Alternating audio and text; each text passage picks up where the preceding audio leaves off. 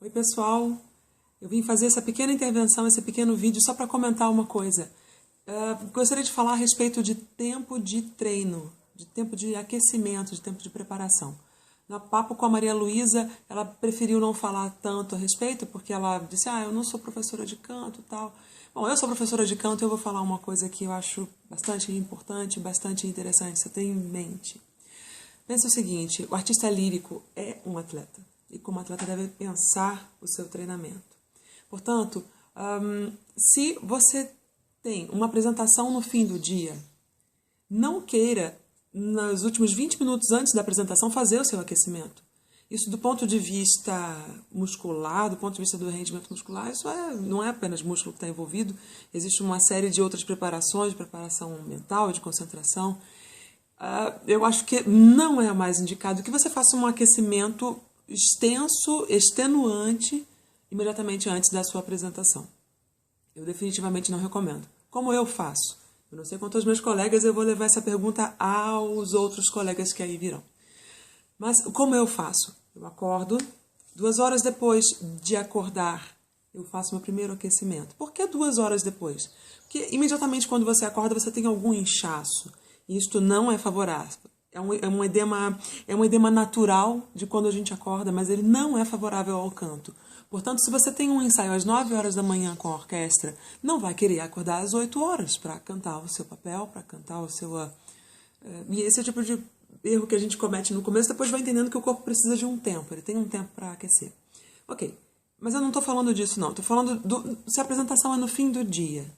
Eu dou umas 2 horinhas, dou uma relaxada, tomo um café da manhã, posso até pegar a partitura para ver algum trecho ou outro que esteja precisando de um acerto, mas é um trabalho mental.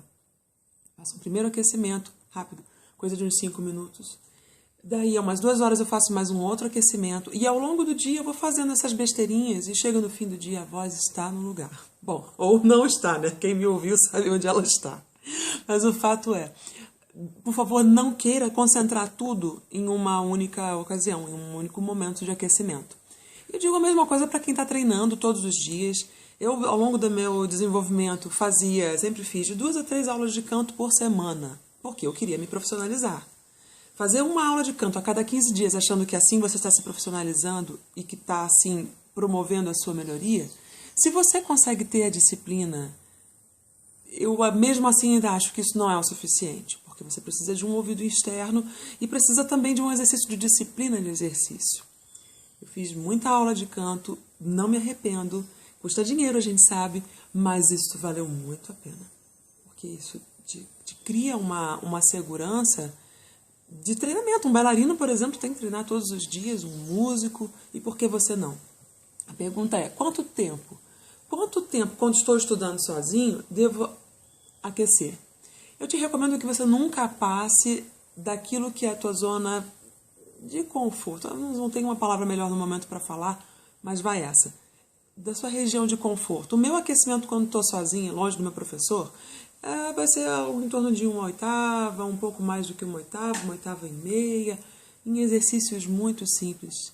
Uma coisa eu digo para vocês, gente, os professores mais preparados e os mais extraordinários cantores com quem eu tive aula, quanto mais extraordinário, mais simples o exercício.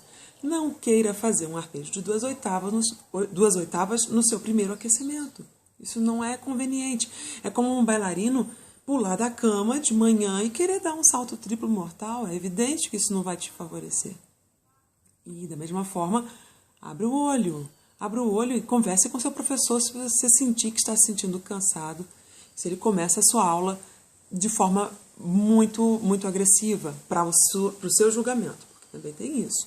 Algumas pessoas precisam deste, outros daquele tipo de orientação.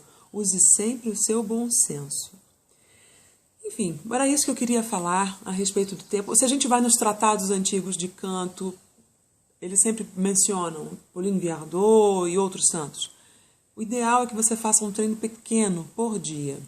Antigamente, existia esse sistema, onde o aluno ficava meio que morando na casa do professor ou pertinho, de forma que todo dia ele fizesse uma aulinha de meia hora. Uma aulinha de meia hora por dia é mais interessante do que fazer uma aula dupla de 2 horas a cada, 15 dias ou um mês. Isso gera uma memória muscular muito mais interessante do que só aquele impacto.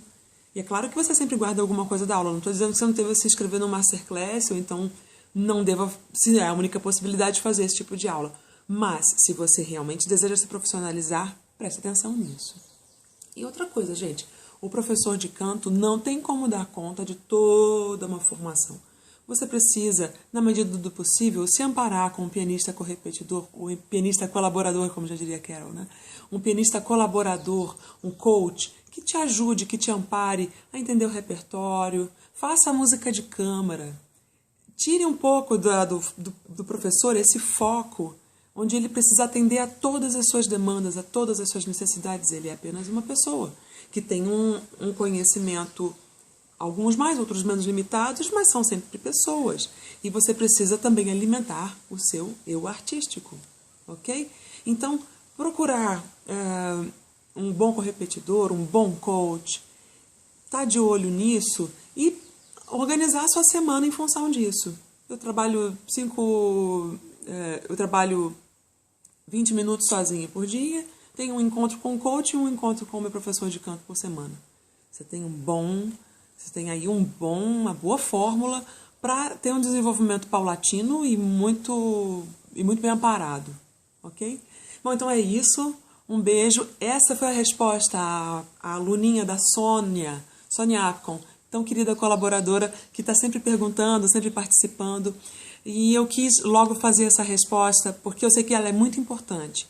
Quando a gente às vezes chega nos ensaios de coro, a gente vê como às vezes os coros ensaiam e fazem um treinamento inicial muito exaustivo, de forma que o cantor começa o ensaio já muito cansado. Já está com a mão aqui na garganta e não sabe bem o que vai fazer. Bom, enfim, é isso. Um beijo, eu espero ter ajudado. Tragam suas perguntas, concordem, discordem e vamos continuar conversando. Um beijo, bom dia.